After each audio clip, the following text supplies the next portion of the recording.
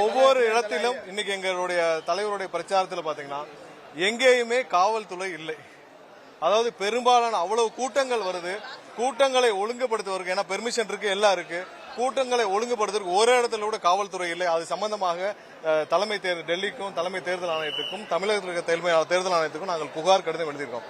ஒரு பிரச்சாரம் தொடங்கிய பிறகு, எங்களுடைய தலைவருடைய பிரச்சாரம் தொடங்கிய பிறகு, அந்த இடத்துக்கு வந்த பிறகு மக்கள் எல்லாம் இருக்கிறாங்க. ஒரு காவல்துறை அதிகாரி கூட அங்க இல்ல, ஒரு காவலர் கூட இல்லை.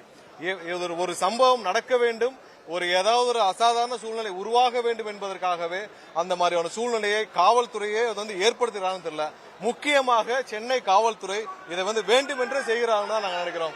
அடுத்ததா பாத்தீங்கன்னா இன்னைக்கு எங்களுடைய தலைவருக்கு கொளத்தூர்ல நாங்க பிரச்சாரத்திற்கான ஏற்பாடுகளை நாங்க செஞ்சிருந்தோம். அதுல மைக் யூஸ் பண்ணணும், ஸ்பீக்கர் யூஸ் பண்ணணும் அப்படின்ற பெர்மிஷனும் வாங்கியிருந்தோம். அது இருந்தும் கடைசி நேரம் வரை எங்களுடைய தலைவருக்கு அந்த பெர்மிஷன் கொடுக்கப்படவில்லை. கடைசி வரைக்கும் நாங்க போராடி, எங்களோட நிர்வாகம் எல்லாம் ரொம்ப போராடி நின்று பிரச்சனை பண்ணி எல்லாம் பண்ணி தான் கடைசி நேரத்தில் எங்களுக்கு அந்த அனுமதி வழங்கப்பட்டது. மிகவும் கடுமையான ஒரு சூழ்நிலையில் ஒவ்வொரு இடத்திலும் எங்களுடைய பிரச்சாரத்திற்கான தடைகளை இங்க இருக்கிற காவல்துறை திமுகவுடன் இணைந்து கொண்டு, திமுகவுடன் பணம் பெற்றுக்கொண்டு, திமுகவுக்கு கைக்கூலியாக செயல்படும் ஒரு பெரும்பாலான அதிகாரிகள் இதை செஞ்சுக்கிட்டு வராங்க. இதற்கு எங்களுடைய கடுமையான கண்டனத்தை தெரிவித்து இன்னைக்கு நாங்க தலைமை தேர்தல் ஆணையம் டெல்லிக்கும் இங்க தமிழகத்தில் இருக்க தேர்தல் ஆணையர் தலைமை தேர்தல் ஆணையருக்கும் நாங்கள் கடிதங்களை அனுப்பிச்சிருக்கோம். அதற்கான இதுவும் அனுப்பிச்சிருக்கோம். கண்டிப்பாக அவர்கள் இந்த அதிகாரிகள் மீது நடவடிக்கை எடுக்க வேண்டும். தமிழகம் முழுவதும் எங்களுடைய வேட்பாளரின் பிரச்சாரம் சுமூகமாக செல்ல வேண்டும்.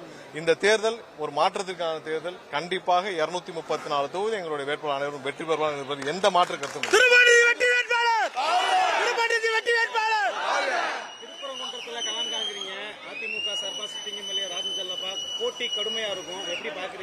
அதிமுக கட்சி இந்த தேர்தலுக்கு அப்புறம் இருக்காது என்பது தமிழக மக்களுக்கு அதிமுக என்ற கட்சி இந்த தேர்தலுக்கு அப்புறம் இருக்காது.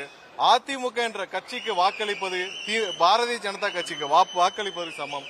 இந்த தேர்தலுக்கு பிறகு திரு எடப்பாடி பழனிசாமி அவருக்கே நல்லா தெரியும், திரு எடப்பாடி பழனிசாமி அவர்கள் பொதுச் செயலராக இருக்க போவது கிடையாது என்பது உறுதி.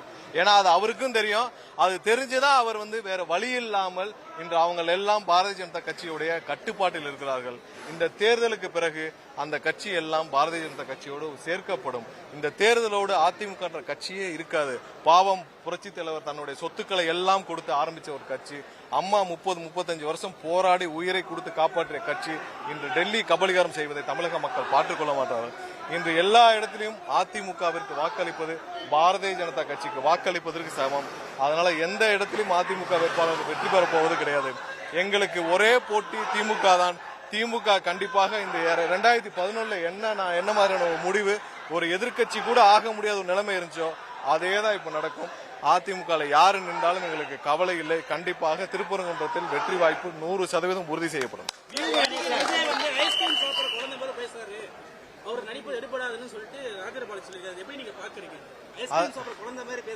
அதாவது இவங்களுக்கு எல்லாம் என்ன செய்யணும்னே தெரியல. இந்த அதிமுக ஒரு பழைய பெருச்சாளிகளுக்கு என்ன செய்யணும்னு தெரியல. அந்த பழைய பெருச்சாளிகள் ஒன்னே ஒன்னு சொல்றேன், டெபாசிட்டாவது வாங்க முடியுமான்னு பாருங்க. அந்த பழைய பெருச்சாளி அனைவரும் சொல்றேன். ஏன்னா யாரும் அவரெல்லாம் சொல்ல தேவையில்லை. இவங்க எல்லாரும் பேச வேண்டியது திமுக பத்தி பேசுறாங்களா? இல்ல. 4 நாள் ஒரு 6 மாசத்துக்கு முன்னாடி வரைக்கும் உங்களுடைய பொதுச் செயலாளர் தற்கூரி பழனிசாமி, தவழ்ந்து போய் பதவி வாங்கிய பழனிசாமின்னு சொன்ன அண்ணாமலையுடன் கூட்டணி வைக்கிற உங்களுக்கு, நீங்கள் அவருடன் சேர்ந்து பாரதிய ஜனதா கட்சியுடன் கூட்டணி சேர்ந்த உங்களுக்கு பேசுவதற்கு, பொதுவில் பேசுவதற்கு எந்த தகுதியும் கிடையாது. அவங்கள பத்தி நாங்க பேச வேண்டியல. இந்த பழைய பெருச்சாளிகள் அனைவரும் அவங்களுடைய சொத்துக்களை காப்பாற்றுவதற்காக இன்னைக்கு பாரதிய ஜனதாவுடைய அடிமைகளாக இருக்கிறார்கள். அவரை பற்றி எங்களுக்கு கவலை இல்லை.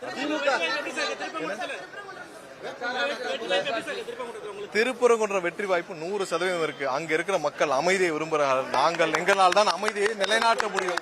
அங்க பாரதிய ஜனதா கட்சியோ அதிமுக இல்ல, பாரதிய ஜனதா கட்சியோ இல்ல வேற எந்த கட்சியோ ஆட்சிக்கு வந்தாலும், வேற எந்த கட்சி அங்கே வெற்றி பெற்றாலும் அங்கே அமைதி இருக்காது. தமிழக வெற்றி கழகம் வந்தால் மட்டும்தான் திருப்பரங்குன்றம் அமைதி திரும்பும். நாங்கள் வந்துதான் அமைதியை நிலைநாட்டுவோம். 100% திருப்பரங்குன்றம் 2 வருஷத்துக்கு முன்னாடி எப்படி இருந்துச்சோ அதே சூழ்நிலையில் அமைதியான சூழ்நிலையை கண்டிப்பாக நிலைநாட்டுவோம். இல்ல நாங்க தெளிவா சொல்லியிருக்கோம். அந்த சம்பவத்தப்ப எங்களுடைய ஸ்டாண்ட்ல ரொம்ப தெளிவா சொல்லியிருக்கோம். அந்த பிரச்சனையை பெருசாக்கியது திமுக தான். அதை முன்னாடியே தடுத்து நிறுத்தலாம். அதே நேரத்தில் பாரதிய ஜனதா கட்சி வேணுமென்றே ஒரு எமோஷனல் இஷ்யூவை கிரியேட் பண்ணி திருப்பரங்குன்றத்தில் தேவையில்லாத அசாதாரண சூழ்நிலையை உருவாக்கினார்கள். திருப்பரங்குன்றம் அமைதியாக இருக்க வேண்டும் என்பதுதான் எங்களுடைய 100% நோக்கம். அது நாங்கள் இந்த தேர்தல் முடிந்த பிறகு, எங்களுடைய ஆட்சி அமைந்த பிறகு, தளபதியால் நாங்கள் வெற்றி பெற்ற பிறகு 100% அமைதி நிலைநாட்டப்படும். திருப்பரங்குன்றத்துல அந்த தீப விவகாரத்துல உங்களுடைய ஸ்டாண்ட் என்னவா? 2 வருஷத்துக்கு முன்னாடி 2 வருஷத்துக்கு முன்னாடி என்ன நிலைமை இருந்ததோ, அதுக்கு முன்னாடி என்ன நிலைமை இருந்ததோ அதே மாதிரிதான் மக்களும் விரும்புகிறார்கள். இங்க யாருமே நீங்க போய் இந்த பிரச்சனை பண்ணணும் அந்த பிரச்சனை பண்ணணும் இல்ல, சுமூகமாக மக்கள் அனைவரும் சேர்ந்து என்ன முடிவு எடுக்கிறார்கள் அந்த முடிவுதான். வேற இல்ல அங்க லோக்கல் இருக்க மக்கள் ஒரே நிமிஷம், அங்க இருக்கிற மக்கள் என்ன நினைக்கிறாங்கன்னா, இங்க அமைதியா இருக்கணும், இங்க எந்த பிரச்சனையும் வேண்டாம். திருப்பூர் மலைக்கு போறப்ப இவ்வளவு பேரிகார்ட் எல்லாம் வேண்டாம், இத்தனை போலீஸ் வேணாம், போறவங்களை என்ட்ரு பண்ணிட்டு உள்ள போய் ஒவ்வொருத்தரா என்ட்ரு பண்ணிட்டா வேணாம். இத்தனை வருடமாக 100 வருடமாக அமைதியாக போயிட்டு இருந்த திருப்பரங்குன்றம் சர்ச்சைக்குரிய பகுதியாக மாற்றிய திமுகவிற்கும் பாரதிய ஜனதா கட்சிக்கும் எங்களுடைய கடுமையான கண்டனத்தை தெரிவிக்கிறோம். அவங்க 2 பேரும் இங்க இருந்து போகணும். தமிழ்நாட்டில் எந்தவித எமோஷனல் இஷ்யூஸும் இவங்களால கிரியேட் பண்ண முடியாது, கிரியேட் பண்ண விடமாட்டோம் என்பதில் உறுதியாக இருக்கிறோம்.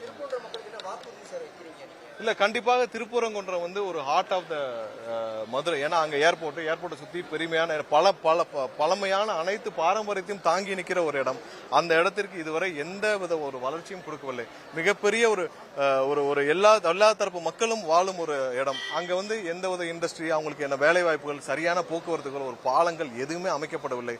பெரிய பெரிய கல்லூரிகள் இருக்கு, அவர்களுக்கு கூட ஒரு தரமான ஒரு சாலை வசதியோ அவங்களுக்கு தேவையான அடிப்படை வசதியோ இல்லை. கண்டிப்பாக அந்த பகுதி மக்களின் வாழ்க்கையை மேம்படுத்தவும், அனைத்து தரப்பு மக்களின் வாழ்க்கையை மேம்படுத்தவும், அனைத்து வளர்ச்சிக்கு தேவையான அனைத்தையும் நாங்கள் கண்டிப்பாக. திருப்பரங்குன்றம் பிரச்சாரத்துக்கு விஜய் வருவாரா? உங்களுக்கு தலைவர் கண்டிப்பாக வருவார். வெற்றி பெற்ற பிறகும் தலைவர் கண்டிப்பாக நன்றி சொல்ல வருவார். இன்னைக்கு நடந்தது 100% திமுக செய்த சதி. அதற்கு ஆதரவாக இருந்த காவல்துறை அதிகாரிகள் நாங்கள் எங்களுடைய கண்டனத்தை தெரிவித்து அவர்களை மாற்ற வேண்டும், டிரான்ஸ்பர் பண்ணணும்னு சொல்லி நாங்கள் ஏற்கனவே தலைமை தேர்தல் அதிகாரிக்கு அனுப்பியிருக்கிறோம். ஒவ்வொரு இடத்திலும் அவர்கள் இதை உருவாக்குகிறார்கள், வேண்டுமென்று அசாதாரண சூழ்நிலையை உருவாக்க நினைக்கிறார்கள். அதற்கு எங்களுடைய கடும் கண்டனத்தை தெரிவித்துள்ளோம். இந்த வாரம் ஃபைல் பண்ணிடுவோம். இந்த வாரத்துக்குள்ள கண்டிப்பாக நாமினேஷன். பிரச்சாரம் இன்னைக்கு இருந்து தொடங்கியாச்சு.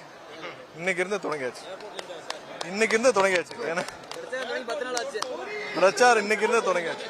நன்றி.